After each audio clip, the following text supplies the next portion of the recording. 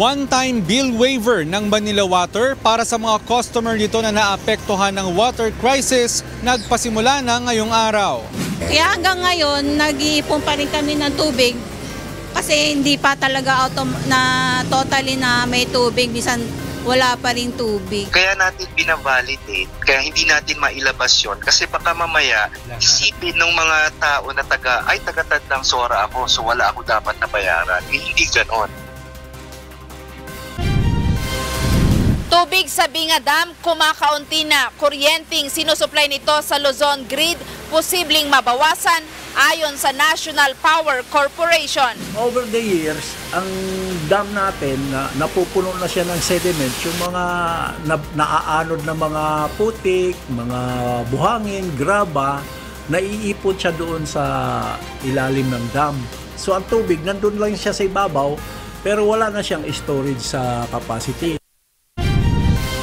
Mga pier paliparan na terminal mahigpit na babantayan ng Philippine National Police para sa summer vacation. Mga tourist police, inalerto rin.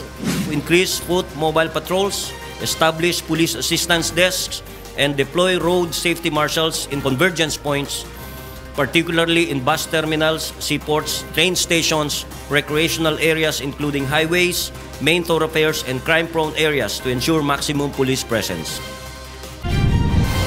Paglilipat ng bus terminal sa Valenzuela at Santa Rosa, Laguna, magiging pahirap sa mga pasahero ayon sa Provincial Bus Operators Association.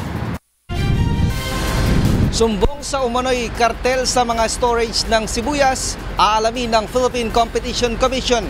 Tinitingnan lang natin yung pag-decide niya ay dahil business decision o dahil mayroon siyang collusion sa ibang player sa merkado. Na tanggihan mo yan para ako lang. Pilipinas nagsumite na ng diplomatic protest sa China hinggil sa mga namataang Chinese vessels malapit sa Pag-asa Island ayon sa Malacanang. I understand we have already issued the diplomatic protest per the Western Command. The DFA has already made the diplomatic protest over it. All the so-called vessels being stationed there. Cherry blossom sa Tokyo, Japan. Patuloy na dinarayo ng mga turista mula umaga hanggang gabi. Tulong muna! Bago balita! Una sa ating mga balita, tinulungan ng UNTV News and Rescue ang dalawang lalaking naaksidente sa Tacloban City. Ito ang balita ni Archil Egano. Malalim na lubak sa kalsada ang itinuturong dahilan ng magkaibigang na aksidente noong linggo ng madaling araw sa Tacloban City. Papunta sana umano sa isang kasiyahan sina Mark Neil Alvarez, 20 taong gulang, kasama ang kaibigan nitong si Daniel Perez, 16 na taong gulang. Nang bigla umanong mawalan ng kontrol si Alvarez sa minamanehong motorsiklo. Dahil hindi nito napansin ang lubak dahil madilim ang daanan sa Barangay 100 Scandinavian Village, Tacloban City.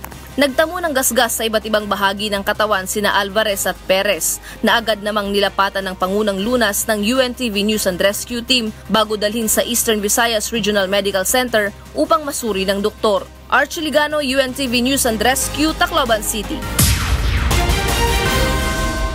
Epektibo na simula ngayong araw ang one-time bill waiver program ng Manila Water na kung saan walang babayaran ang mga customer na lubang naapektuhan ng water shortage crisis. Ito ang balita ni Mon Hocson. Wala nang babayaran o di kaya'y discounted ang bill sa tubig sa buwan ng Marso ng milyon-milyong customer ng Manila Water. Ito ay dahil sa voluntary one-time bill waiver program na epektibo na ngayong araw. Ang one-time bill waiver ang sagot ng Manila Water upang maibsa ng perwisyo na naidulot ng water crisis sa kanilang mga customer. Kabilang sa programa ang lahat ng customer na naapektuhan ng water shortage crisis.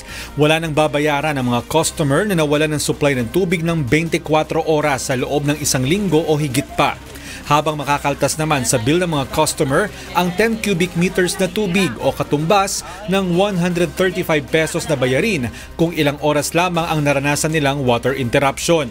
Kabilang sa mga lugar na wala nang babayaran ay ang Barangay Addition Hills, Barangka Drive, Plainview, Highway Hills at Hulo sa Mandaluyong.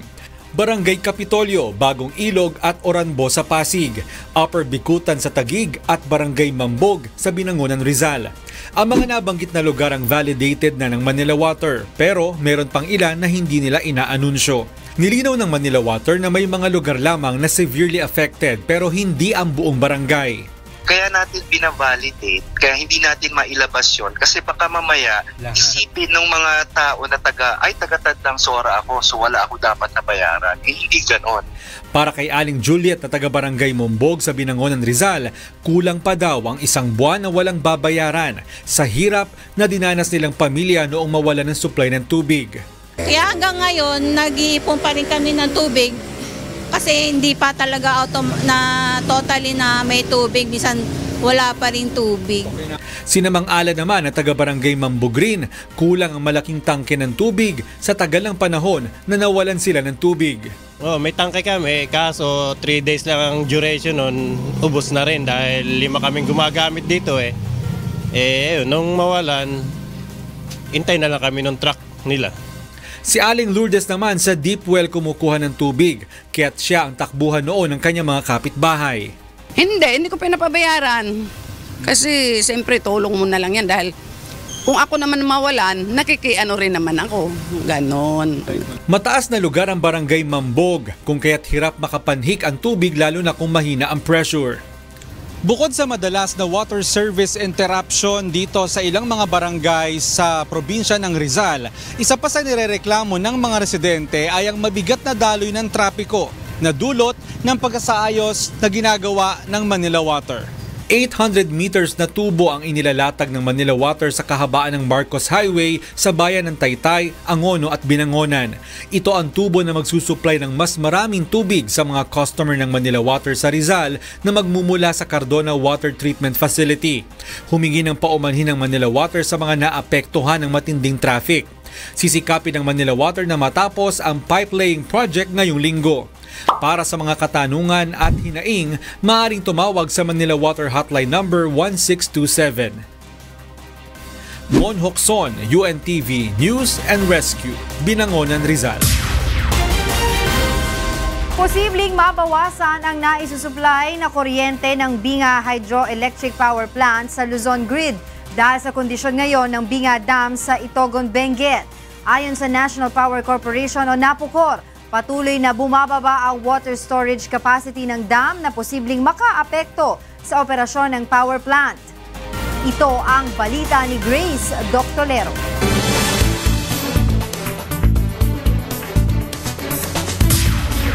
Namumroblema ngayon ang National Power Corporation sa pagkaunti ng tubig na naiimbak sa Binga Dam. Ayon sa NAPOCOR, sa ngayon bumagsak na sa 19% ang water storage capacity ng dam. Batay sa record ng NAPOCOR, nang itayo ang dam noong 1960, 95 million cubic meters ang tubig na kayang iimbak dito. Pero ngayong 2019, nasa 18 million cubic meters na lamang ito. Ang dahilan, napupuno na umano ng mga bato, graba, buhangin at putik ang dam na inaagos dito tuwing may bagyo. Over the years, ang dam natin, napupuno na siya ng sediment, yung mga naaanod na mga putik, mga buhangin, graba, naiipon siya doon sa ilalim ng dam. So ang tubig, nandun lang siya sa ibabaw, pero wala na siyang storage sa capacity. Ito ang Binga Dam. Naririto din ang isang hydroelectric power plant sa Pilipinas na nagsusupply ng kuryente sa Luzon at isa sa mga nagsusupply ng kuryente sa bayan ng Itogon, Benguet at ilang bahagi ng bayan ng Bukod. Sa kasalukuyan, 130 megawatts ng kuryente ang naisusupply ng Binga Hydroelectric Power Plant sa Luzon Grid. Pero kapag patuloy umanong kumaunti ang tubig na naiimbak sa Binga Dam, posibleng bumaba ang kuryenteng na iproproduce ng power plant. Nasisira na rin ang mga turbina ng dam na siyang nag-generate ng kuryente dahil tinatamaan ng mga naaanod na malalaking bato. Kung naka-design siya for 100 megawatts, no? Baka pag-generate siya 100 megawatts pero sandali lang, baka 1-2 oras lang, ganun. Although yung capacity niya, ma-attend pa rin niya yung capacity niya, pero short time na lang ang delivery niya ng kuryente. Matagal na umanong pinag-aaralan ng NAPOCOR na magsagawa ng dredging o pag-ukay sa dam para alisin ang mga sediment dito. Subalit tila hindi praktikal ang hakbang na ito.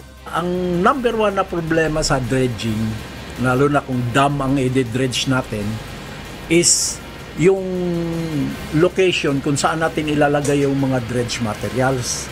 Dali natin sa Pangasinan at maluwag ang doon at maraming mga malalalim na area. But how much would it cost? No? Dadali mo, i-deliver mo yung mga materials doon. So that would be very costly. At ang mangyayari nga dyan, sabi nga ng mga eksperto, mas mainam pa gumawa ka na ng bagong dam kaysa mag-dredge ka ng isang lumang dam. Hindi apektado ng El Nino ang Binga Dam. 572 meters ang kasalukuyang level ng tubig dito. 6 na metro pa ang layo bago tumuntong sa 566 meters critical level. Pero regular ang inspeksyong ginagawa ng NAPOCOR sa dam para matiyak na magiging maayos pa rin ang operasyon nito sa kabila ng mga nakikitang problema. Ayon sa NAPOCOR, kaya pang tumagal ng Binga Dam ng 30 taon. Grace Doctolero, UNTV News and Rescue, Itogon, Benguet. Inalerto ng pamunuan ng Philippine National Police ang kanilang mga tauhan sa pagbabantay sa mga bus terminal, airport at seaport sa bansa. Maging ang mga tourist police sa mga popular na destinasyon sa bansa ay mahigpit ding pinagbabantay ng PNP. Ito ang balita ni Lea Ilaga. Ipinagutos na ng pamunuan ng Philippine National Police sa lahat ng kanilang mga tauhan sa buong bansa ang mahigpit na pagbabantay sa mga terminal ng bus, airport at seaports kaugnay ng pagsisimula ng bakasyon. Ayon kay PNP Chief Police General Oscar Albayalde, maraming mga bakasyonista ang inaasahang uuwi sa kanilang mga lalawigan kaya't dapat na maglagay ng mga police assistance test sa mga terminal at road safety marshals naman sa mga pangunahing lansangan. Increase foot mobile patrols, establish police assistance desks, and deploy road safety marshals in convergence points, particularly in bus terminals, seaports, train stations, recreational areas including highways, main thoroughfares, and crime-prone areas to ensure maximum police presence. Pinababantayan din ito ang mga vital installations sa bansa na posibleng maging target ng mga kalaban ng pamahalaan. Secure vital installations and implement target hardening measures in public infrastructures, transportation terminals, commercial establishments, airports. Inatasan din ni Chief PNP ang mga tourist police na mahigpit na magbantay sa mga pamosong destinasyon sa bansa dahil posible itong samantalahin ng mga sindikato ng iligal na droga. Nagpaalala rin ang PNP sa publiko na aalis sa kanilang mga tahanan na ilak ang pinto at bintana at ibilin ito sa kapitbahay upang makaiwas sa mga akyat bahay gang. Ang summer vacation ay mag-uumpisa sa susunod na linggo hanggang sa pagbubukas ng klase sa Hunyo. Lea Ilagan, UNTV, News and Rescue, Campo Crame. Naniniwala ang samahan ng provincial bus operator sa Pilipinas na lubhang magiging pahirap para sa mga pasahero ang planong paglilipat ng mga provincial bus terminal sa EDSA sa bagong interim terminal sa Valenzuela at Santa Rosa, Laguna. Ito ang balita ni Joanna. Nakikiusap ang Provincial Bus Operators Association of the Philippines sa Metropolitan Manila Development Authority na pag-aralang mabuti ang planong paglilipat ng mga provincial bus terminal sa EDSA. Ayon sa presidente ng grupo na si Alex Yage, lubhang magiging pahirap ito sa mga pasahero kung ililipat ng Valenzuela at Santa Rosa, Laguna ang terminal ng provincial buses. Aniya, bukod sa mapapalayo at madodoble ang gastos ng mga pasahero, problema rin kung may dalang malalaking bagahe ang mga ito. Yung mga city bus at saka UV Express na lilipatan, hindi siya, wala siyang baggage compartment para paglagyan ng mga bagaheng ito ng mga pasahero galing ng probinsya. Hindi rin aniya magkakasya ang lahat ng mga provincial bus sa interim terminals, lalo na kung ito na rin ang magsisilbi nilang garahe kung saan minamantini ang mga sasakyan. Sa tingin namin, pwedeng gamiting terminal pero hindi siya sapat kung doon na rin maggagarahe yung mga bus.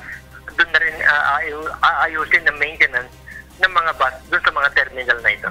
Ganito rin ang pananaw ng ilang driver at konduktor ng bus. Kasama rin sa nakikita nilang negatibong epekto nito ang paglala ng traffic sa Valenzuela at Santa Rosa, Laguna. Hindi po kami papabor doon kasi po iniisip po namin yung mga commuters sa dami po ng volume. Araw-araw na lumuluwas. Kawawa naman po yung mga commuters na naghahabol ng oras. Sa kon po, maliit po yun dahil maraming mga sasakyan na mga bus na galing norte. Hindi kaya. May traffic ko dahil isa lang mo pinapasok ng toll gate, maliit pa. Ngayon nga, sobrang na rin traffic ngayon doon eh. Kanya-kanyang reklamo rin ng mga pasahero sa planong ito ng MMDA. Hindi ako okay doon kasi napakaraming pasahero na mahihirapan. Unang-una, doble gastos yun dahil dalawang sakay at ang travel time medyo mas tatagal pa dahil lilipat ka eh. Ako po, nagbo-boarding house po ako and then taga Nueva Ecija. Kung pupunta pa ako from San Andres, Bukid to Valenzuela, napakalayo. Kung mga galing Oreto, pupunta pa ako ng Bulacan eh. Pupunta pa ng Valenzuela. Tapos, yan layo na nabiyahin ko. Buti sana kung meron kami sariling sasakyan para didiretso na lang kami doon. Hindi po. Mahirap din magsakay ng bus pa Valenzuela dahil punuan din Pagrasar. Malayo.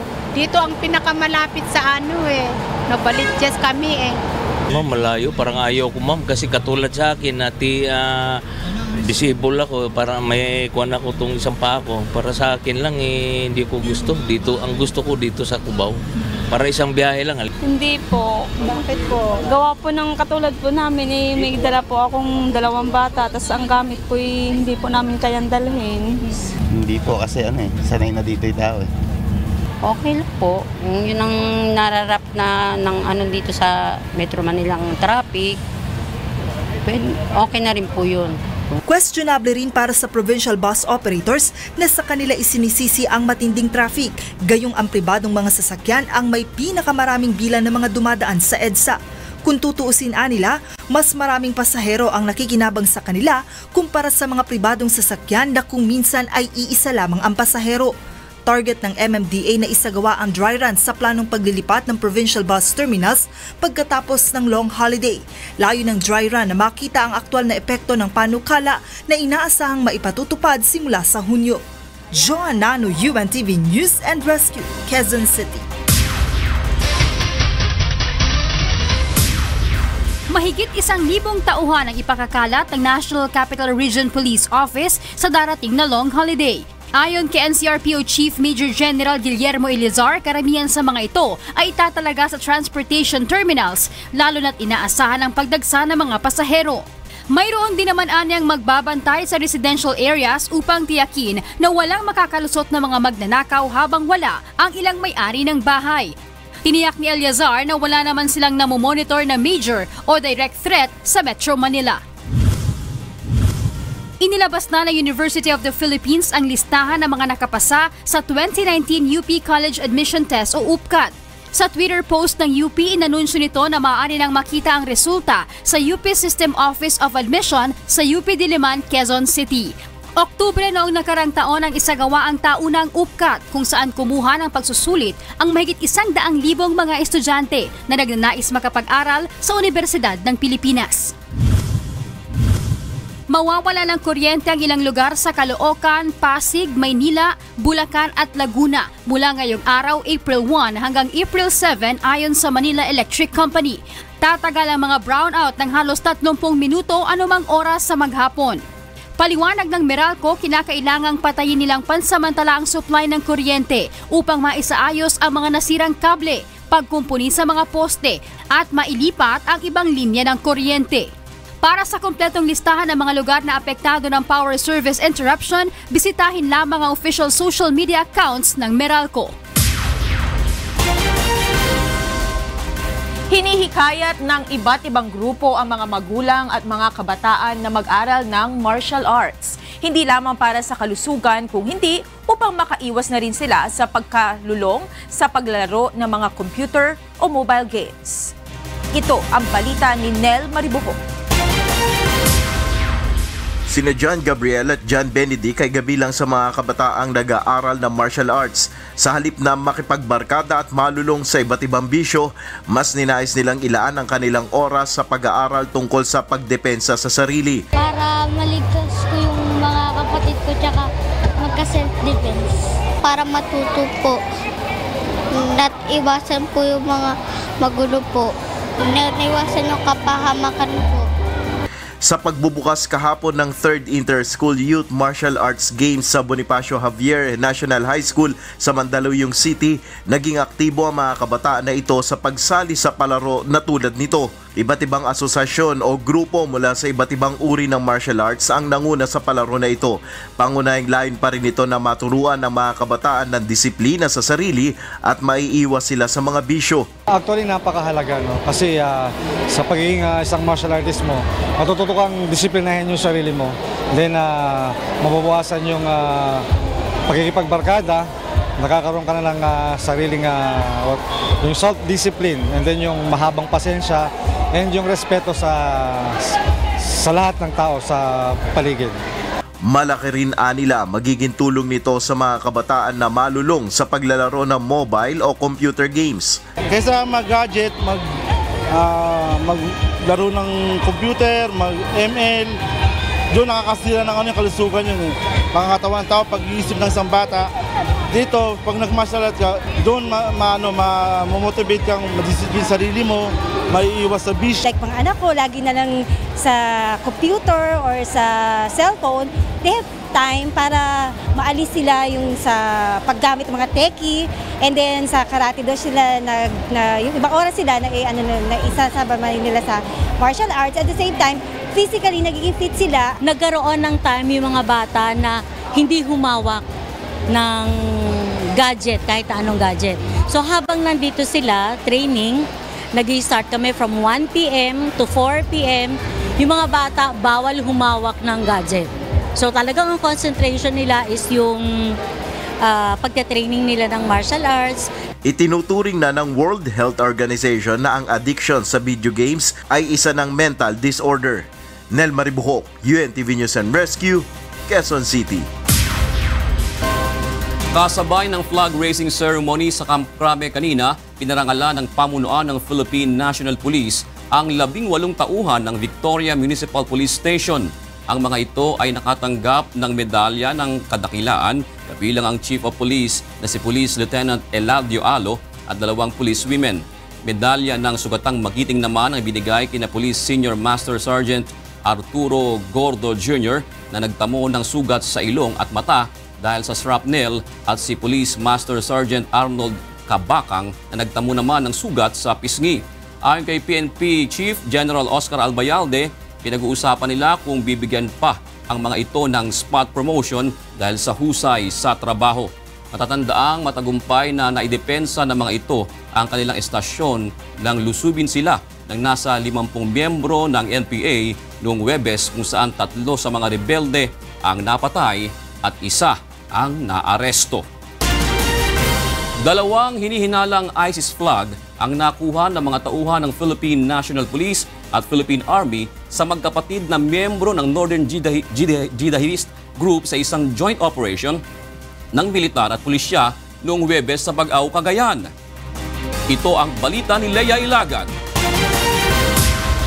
Umakyat na sa 168 ang naaaresto ng PNP-CIDG sa pagtatago ng mga loose firearms sa isang linggong operasyon. 145 dito ang sibilyan at 23 ang lokal na opisyal ng pamahalaan, kabilang sina incumbent Tabahon Dinagat Island Mayor Romeo Vargas at incumbent Tagbina Surigao del Sur Vice Mayor Antonio Adlao. Sa naturang operasyon, 248 ng mga baril ang nakumpiska na kinabibilangan ng 137 high-powered firearms at 111 na low-powered firearms. Nasa 34 na pampasabog, 307 na mga magazine at 6,605 na mga bala ang nasamsam ng mga otoridad.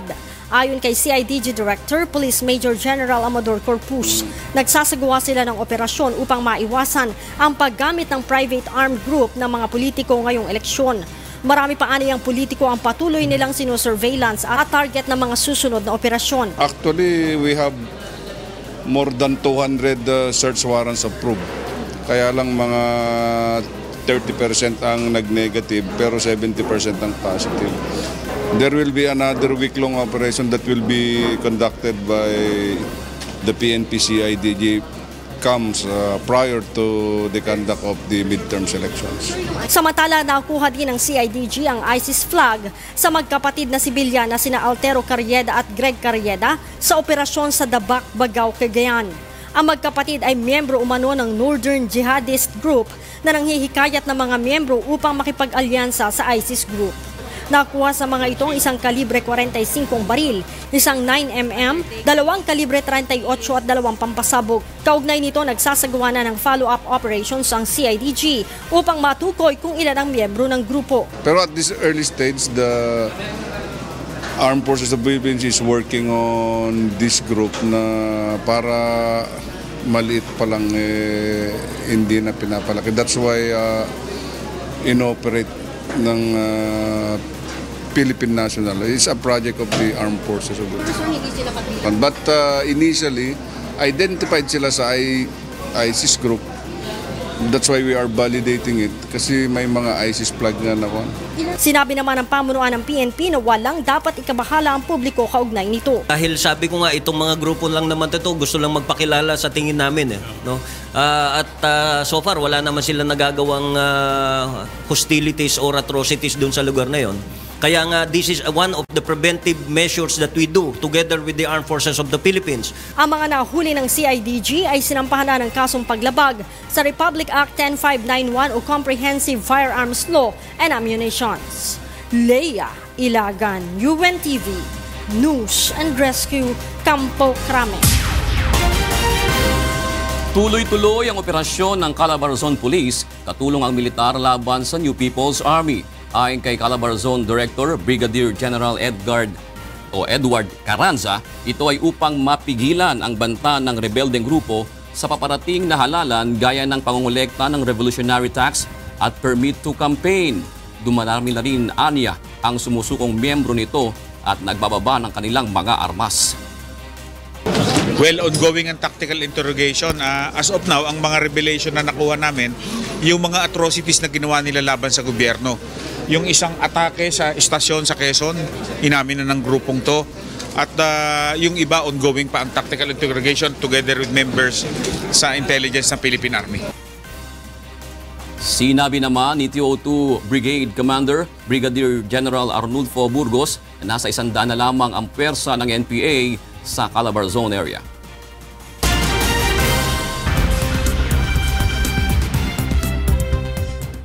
And for the news abroad, comedian and political newbie Volodymyr Zelensky has won the most votes in the first round of presidential elections in Ukraine. Josh Tua reports. Volodymyr Zelensky, a comedian with a popular anti-corruption message but no political experience, took the lead in the first round of Ukraine's presidential election on Sunday, early exit polls showed. Frontrunner watched the announcement of the results in the headquarters of his campaign with his wife and members of staff. Zelensky, 41, who plays a fictional president in a popular TV show, has consistently led opinion polls in a three-horse race against incumbent Petro Poroshenko and former Prime Minister Yulia Tymoshenko. According to a preliminary exit poll based on votes, 2 hours before voting closed, Zelensky had secured 30.4% of votes compared to Poroshenko's 17.8%. I want to thank everyone. You have seen recently, as well as I have, some exit polls. Well, we have got 31%. To be more precise, 34. There are lots of exit polls, but there's only one winner. Tymoshenko, who had won 14.2%, immediately challenged the accuracy of the result, saying her internal polling put her in a second place behind Zelensky. The Central Election Commission has 10 days to count the votes and to announce the official result. No candidate is expected to receive more than half of the votes, meaning the election would go to a runoff on April 21. Josh Tua, UNTV News and Rescue. A strong 6.2 magnitude earthquake struck just off the coast of Ecuador early Sunday. Meanwhile, Venezuelan President Nicolas Maduro announces 30-day ration plan as outages grip the country. Those and other news abroad in this report. The Eiffel Tower, France's most iconic monument, celebrated its 130th birthday on Sunday under a sunny Parisian blue sky as crowds of visitors queued to get a closer look at the iron structure or even a panoramic view of the city from the top. Rising 324 meters above Paris, the famed Iron Lady was designed by Parisian engineer Gustave Eiffel and built for the 1889 Universal Exhibition. Tourists waiting in the queues like Gal from Israel said the Eiffel Tower was the symbol of Paris. I think it's really iconic, you know, like when you think about Paris, you think about that, about like the Eiffel Tower. And there's something in the construction of it which is so beautiful. It's very unique because, of course, it's made of iron. And it's, as I said, it's just a symbol of Paris, the design. And of course, from the summit, you can see all over Paris and probably beyond. The construction of the most famous of Parisian monuments took 2 years, 2 months, and 5 days, which was considered a technical prowess at the time, and mobilized between 300 and 450 workers. Since then, the Eiffel Tower has been undergoing several improvements and renovations. 7 million tourists visit the Eiffel Tower each year, and 300 million have come from all over the world to discover it since 1889. Jovic Burmas, UNTV News and Rescue, Europe. A 6.2 magnitude earthquake struck 27 kilometers north of the city of Santa Elena on the coast of Ecuador on Sunday, the U.S. Geological Survey said. The quake struck at a depth of 18.5 kilometers, the USGS reported. There were a number of aftershocks reported, with residents waiting the tremors out on the streets. No significant damage or injuries were reported. Venezuelan President Nicolas Maduro announced a 30-day ration plan for electricity as power outages fuels public anger against the socialist government. Speaking on state television, Maduro said the 30 days will be used to restore stability in the country's electricity and water infrastructure. During this period, the government said it will reduce the workday and keep schools closed to ease demand on electricity. Venezuela suffered a week-long nationwide blackout starting on March 7 that left hospitals unable to attend to the sick and businesses giving away perishable food before it rotted. The power went out again on March 25 and has been intermittent since. Algerian President Abdelaziz Bouteflika might resign this week, the private Ennahar and El Bilad TV channel said on Sunday, after mass protests and pressure from the army demanding he end his 20-year rule. The reports came hours after Bouteflika named a caretaker cabinet. Political sources said that might be a signal that Bouteflika could resign, as a caretaker president cannot name cabinets. The reports come after the Army Chief of Staff Lieutenant General Ahmed Gaed Salah renewed a call on Saturday for the Constitutional Council to declare the ailing 82-year-old Bouteflika unfit to rule. Tens of thousands have taken to the streets of Algiers for more than a month, complaining of corruption, nepotism, and economic mismanagement they say has tarnished Bouteflika's rule.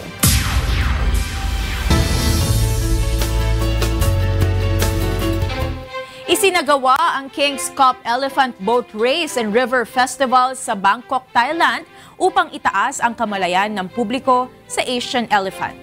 Ito ang balita ni Charisse Lomoel. Sa kauna-unahang pagkakataon ay binuksan sa publiko ang King's Cup Elephant Boat Race and River Festival sa Chao Phraya River sa Bangkok, Thailand. Ang 3-day charitable event na ito na sinimulan noong Biyernes ay isinagawa bilang selebrasyon sa pambansang hayop ng Thailand, ang elepante.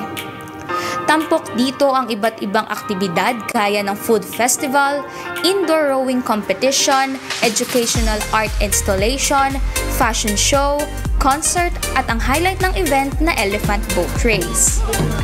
12 teams ang naglaban sa paddling competition, kabilang na ang pambato ng bansa na Pilipinas Orient Dragons na pinili mula sa iba't ibang panig ng Pilipinas. Merong taga Manila, may Cagayan de Oro, tsaka taga Dumaguete. So sila yung mga parang the few and the proud, yung chosen one na talagang nakatakdang kumarera dito today.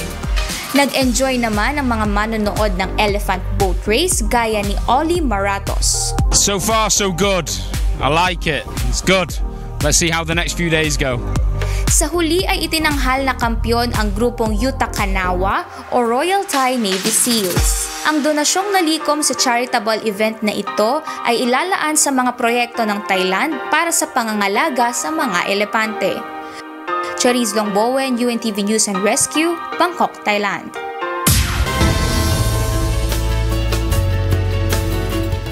Alamin po natin ang latest sa panahon mula kay Ray Pelayo na nasa UNTV Weather Center. Ray, kumusta ba ang ating temperature sa maghapon? Kasi nung nakalipas na linggo, parang mas mainit kaysa ngayon.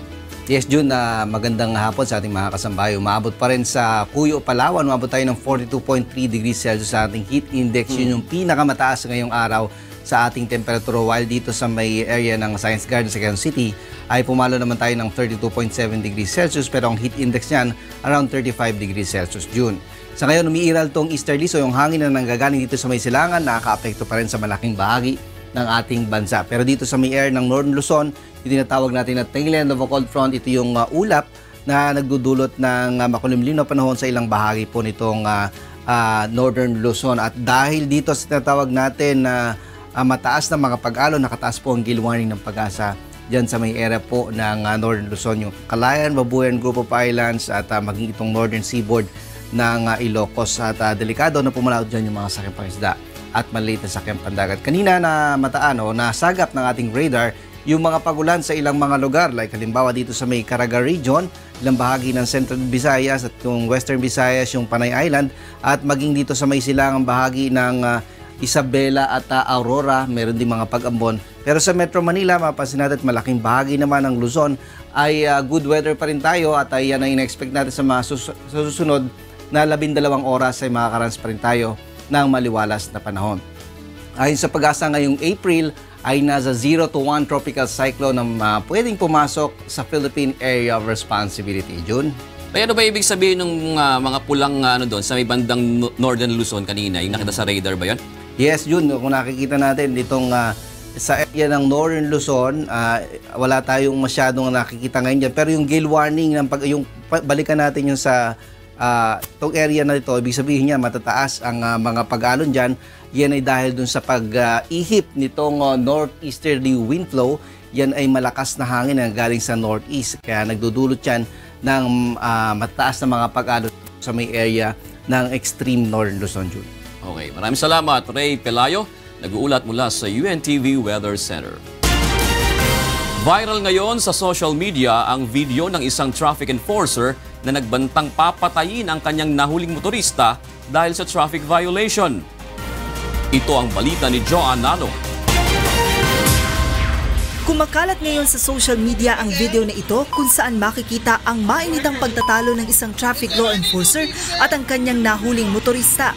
Sa video, kinumpiska ng enforcer ang susi ng motorsiklo ng nahuling motorista at pinagbantaan ito.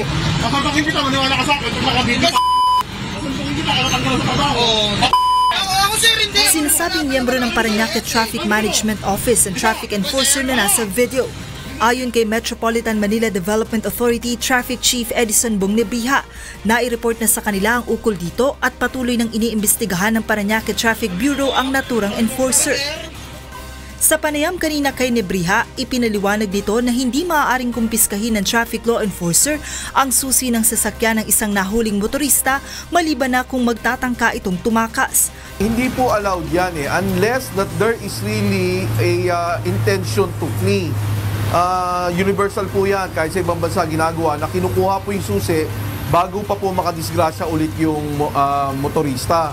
But then again, in this case, judgment call ho siguro nung enforcer na kunin yung susi. Maybe he seems or he deems na yung motorista ay baka tatakbo. But nonetheless, sir, hindi po kailangan po yan palaging ginagawa. Hindi po yan SOP. Ang nakababahalaan niya sa naturang insidente ay ang ginawang pagbabanta ng enforcer sa motorista. Ayon pa kay Nebriha, walang mali sa pagbivideo ng mga ganitong insidente dahil magagamit ito bilang ebidensya sa pag-iimbestiga ng mga otoridad. Subalit nakiusap ito na dapat ay gawin ito ng tama upang mapalabas ang tunay na istorya at matukoy kung sino ang tunay na may kasalanan. Yung mga enforcers din namin, we also encourage them to document their apprehension. Para sa ganon, kung babalik na rin kami, may ebidensya kami na tama yung ginawa namin. But on the case of the motorist na binibideo niya, we also encourage that, sir, sa MMDA na videoan yung mga enforcer namin Just that, not to the point na you will be harassing. Tama po yun. Not to the point of you are harassing or you will be disrupting the apprehension itself. Ang naturang viral video ay ipinost ng isang nagngangalang Chester Obligacion sa Facebook. Hindi pa matukoy ng news team ang pagkakakilanlan ng enforcer at motorista sa naturang video. Sa ngayon, umaabot na sa halos 100,000 ang nag-share ng post habang nasa halos 10,000 na ang views. Joanna Nano, UNTV News and Rescue, Quezon City. Hiningi na ng Department of Agriculture ang tulong ng Philippine Competition Commission para kumpirmahin ang problema ng mga magsasaka ng sibuyas. Inihinalang may sabuatan umano ang mga malalaking negosyante at may-ari ng storage ng mga sibuyas kaya't hindi makapag-imbak ng ang mga maliliit na magsasaka. Ito ang balita ni Ray Pelayo. Bumagsak na sa 40 pesos ang kada kilo ng sibuyas sa NEPA Q-Mart sa Quezon City mula sa dating presyo nito na 100 piso kada kilo noong Disyembre. Sa palagay ni Aling Norma, marami lang talagang supply ngayon kaya't mura ito. Siguro oversupply. Hindi naman yan bababa kung kulang sa supply, di ba? Pero ang Department of Agriculture pinaiimbestigahan na sa Philippine Competition Commission o PCC kung totoo ang mga sumbong sa kanila ng mga magsasaka na umano'y kartel sa mga cold storage. Ayon kay Secretary Manny Piñol, mahalaga para sa mga magsasaka ang cold storage dahil nagsisilbi itong imbaka ng sibuyas para mapatagal at hindi agad na mabulok ang mga ito. Ginagawa ito para may maibenta pa ang mga magsasaka matapos ang panahon ng anihan o sa panahon na kaunti na ang supply ng sibuyas. Ayon kay Piñol, titingnan ng PCC kung pinapaboran ba ng mga may-ari ng storage ang mga malalaking trader kaysa sa mga magsasaka. Ayon naman sa PCC, magsasagawa muna sila ng assessment kung may sapat na batayan para pumasok sila sa senaryo o isagawa ang investigasyon sa inireklamo ng mga magsasaka. Ilan sa aalamin ng PCC ay kung marami lang ba talagang supply ng sibuyas o kung sapat ba ang storage nito sa bansa. Tinitingnan lang natin din, Ray, ay yung pag-decide niya ay dahil business decision o dahil mayroon siyang collusion sa ibang players sa merkado na tanggihan mo yan para ako lang. Ayon sa PCC, kapag napatunayang may paglabag sa competition law ay maaaring patawan ng mga ito ng 100 hanggang 250 milyong piso sa kasong administratibo. Maaari ding makulong ng hanggang 7 taon kung papasok sa kasong kriminal. Ray Pelayo, UNTV News and Rescue, Quezon City.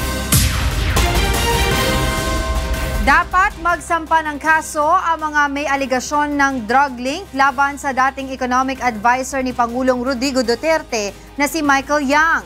Tugon ito ng palasyo sa tanong kung magpapalabas ba ng whole departure order laban kay Yang matapos idawit ang pangalan nito sa operasyon ng iligal na droga sa bansa. Hindi naman interesado ang palasyo kung nais ba ni Yang na linisin ang kanyang imahe sa publiko o kung dadalo ito sa investigasyong nais gawin ng Kongreso hinggil sa issue.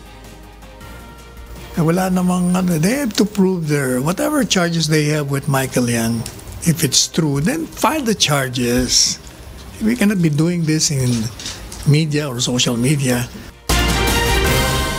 Nagsumite na ng diplomatic protest sa China ang Pilipinas hinggil sa mga namataang Chinese vessels sa Pag-asa Island ayon sa Malacanang. Samantala, itinanggi naman ni Chinese Ambassador to the Philippines, Zhao Zinhua, na pinagbabawalan ang mga Pilipinong mangisda sa Panatag Shoal. Ito ang balita ni Rosa Licos. Tinawag na exaggerated ng Malacanang ang ulat na may nasa 617 Chinese vessels umano ang lumilibot sa Pag-asa Island. Ayon kay Presidential Spokesperson Salvador Panelo, mula January hanggang March 2019, bumibilang sa 275 ang Chinese vessels na namataan batay sa ulat ng Western Command. They're just stationary there. Kumisa na 1 day, kumisa 1 week. Wala naman daw ginagawa, naka-standby lang. Ayon sa palasyo, nagsumiti na ng diplomatic protest ang Pilipinas sa China hinggil dito. Aminado naman si Panelo na dapat ikabahala ang ulat dahil may kinalaman ito sa seguridad ng bansa. I understand we have already issued the diplomatic protest per the Western Command. The DFA has already made the diplomatic protest over it. That incident on the so-called vessels being stationed there. Ayon naman kay Chinese Ambassador Xiao Jianhua, lula ng mga naturang vessel ay mga Chinese fishermen at bahagi ng kanilang investigasyon kung iniikutan nga ng mga ito ang Pag-asa Island o hindi. Samantala, itinanggi naman ng Chinese official na pinagbabawalan ng mga Pilipinong mangisda sa Panatag Shoal. Kasunod din ito ng babala ng Bureau of Fisheries and Aquatic Resources sa mga mangingisda na iwasan munang maglayag patungo sa Panatag Shoal upang maiwasan ang pagtaas ng tensyon dahil sa napaulat kamakailan ng umano'y pagtataboy ng Chinese Coast Guard sa mga Pilipinong mangingisda. Are concerned of the livelihoods of fishermen from both sides. I think if they can fish in the areas where they can catch fish, they can go. But there are some concerns from each side to how far they can go and to what extent they can go near to the islands and reefs that we have people there. So there are certain kind of limits that I think both sides are observing. In general, fishing can go on as usual.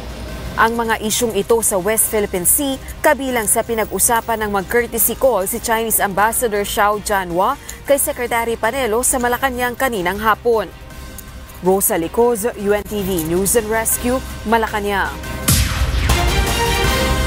Iginiit ng Malacanang na walang pondo ng pamahalaang ginagamit sa social media accounts na sumusuporta sa Duterte administration. Nanindigan din ng palasyo na di ang social media ang dahilan kaya nakuha ni Pangulong Rodrigo Duterte ang mayorya ng boto noong May 2016 national elections.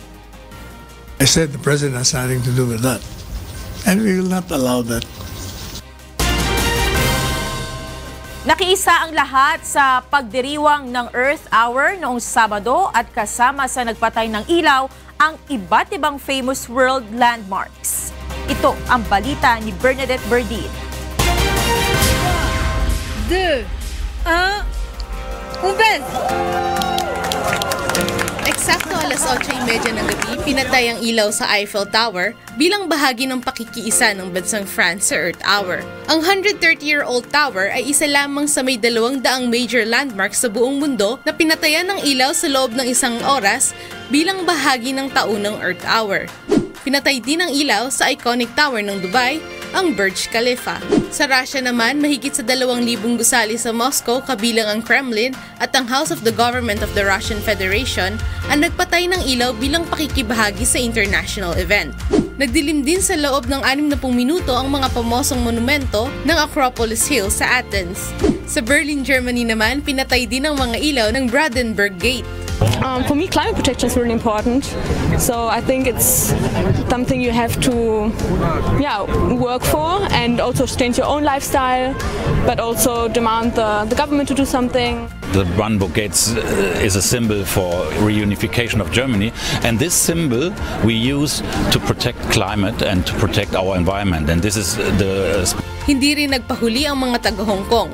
Sunod-sunod na nagpatay ng ilaw ang mga gusali sa International Financial Center doon. We need to find a balance with this planet. It has finite resources, and we believe that there are things that people can do, that cities can do, to help us achieve a sustainable future. Dito sa Pilipinas naman, habang madilim ang kapaligiran dahil sa sabay-sabay na pagpatay ng ilaw, nagsilbing liwanag naman ang bit-bit na makukulay na lightsabers ng ilang kabataan. Katulad ito ng ginamit ng mga karakter sa pelikulang Star Wars. May mga nagpakitang gilas din sa paggamit ng lightsaber. Even in face of all these environmental problems, we come together as one group under one banner, one lightsaber. You know, that's our way to rally. That's our rally together. You know, people can do great things when they come together. Ways to have fun in the dark that, you know, promote that message that you can conserve energy and you can have fun while doing it. 2007 nang pasimula ng World Wildlife Fund ang Earth Hour sa Australia. Layo nito na hikayatin ng marami na magtipid sa paggamit ng enerhiya at imulat ang publiko sa masamang idinudulot ng climate change sa buong mundo. Bernadette Berdin, UNTV News and Rescue. Patuloy ang mga hakbang para sa paglilinis ng Manila Bay at bahagi nito ang isinasagawang malawakang clean-up sa mga estero at ilog sa Metro Manila sa pangungunan ng Department of Environment and Natural Resources. Ito ang balita ni Bernardanis. Iba't ibang grupo, mga ahensya ng pamahalaan at ilang mga residente ang nagsama-sama kahapon para sa isang layunin na linisin ang mga daluyan ng tubig na papunta sa mga pangunahing ilog sa Metro Manila.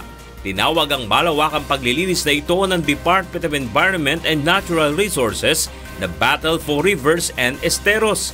Kasama ng DENR ang DILG, Philippine Army, Metropolitan Manila Development Authority, Bureau of Fire Protections at Philippine National Police.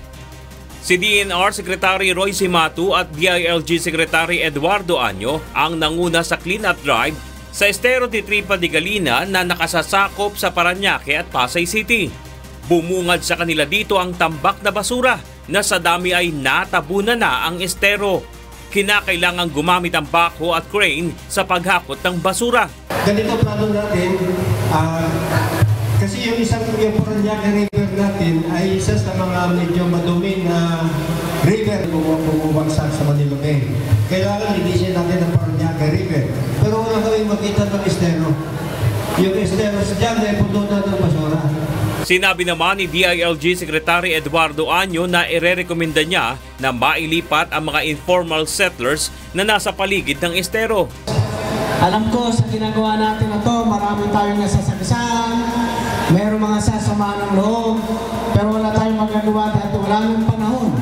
Ito na ang tamang panahon para linisin natin ito, para maging malinis ulit ang ating Manila Bay, at ito naman ay para sa kinabukasan ng ating mga anak at susunod pang mga anak. Kasabay nito ay nilinis rin ang Tulyahan at Tinejeros River, Pasig River, Nabotas River, Parañaque River at San Juan River.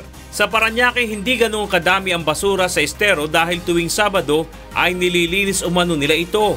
Sa estero di Magdalena sa Claro M. Recto, Manila naman, kinakailangan gumamit ang balsa ng mga volunteer upang maabot ang tambak na basura. Matapos ang ilang oras, kitang-kita na malinis na ang estero sa basura, pero kitang-kita naman kung gaano kaitim ang maruming tubig. Para sa mga residente na sumama sa paglilinis, malaking tulong ito sa kanilang barangay. Kailangan po kasi natin ang kalinisan dito, lalo-lalo na po yung mga creek. Kasi pag nagbara ang creek, hindi ho dadaloy ang tubig. Makukulong po yan. Pagdating po ng tag-ulan at bumaha, hindi po mag-aano ang tubig. Diyan po nanggagaling yung baha dito sa amin. Kasi madalas po dito kaming binabaha. Ang massive clean-up drive na ito ay bahagi ng ginagawang rehabilitasyon sa Manila Bay. Bernardanis, UNTV News and Rescue, Philippines. Tulong muna bago balita! Nirespondihan ng UNTV News and Rescue ang banggaan ng dalawang motorsiklo sa Butuan City kagabi. Ito ang balita ni Raymond Octobre.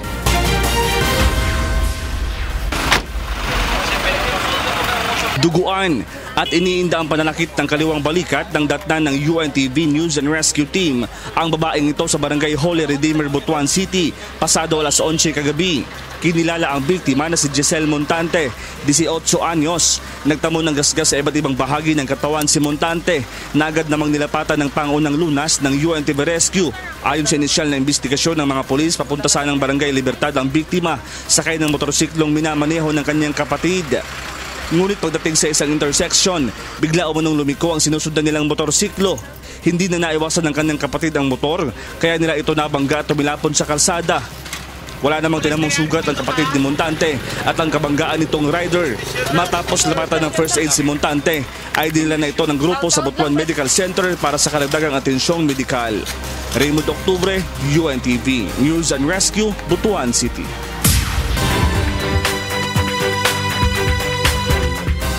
Magandang gabi, narito na ang mga balitang ating tinututukan sa iba't ibang panig ng bansa. Nagpositibo sa iligal na droga ang 7 drivers ng mga pampublikong sasakyan sa Cebu. Sa isinagawang drug testing ng Philippine Drug Enforcement Agency 7 noong nakaraang linggo. Ito ang aking balita. Gipaubos sa surprise drug testing ang 174 drivers sa mga major terminals sa Cebu sa miaging simana. Sa gipagawas nga resulta sa Philippine Drug Enforcement Agency Region 7, 7 ang nagpositibo sa ginadiling drogas. Posibleng i-revoke o ikansila ang lisensya sa mga kiingong driver o ipaubos sa rehabilitation. Atong giawha nga atong mga POV drivers nga dili na lang gyud mo gamit aning illegal na drogas, no dili gyud siya worth it.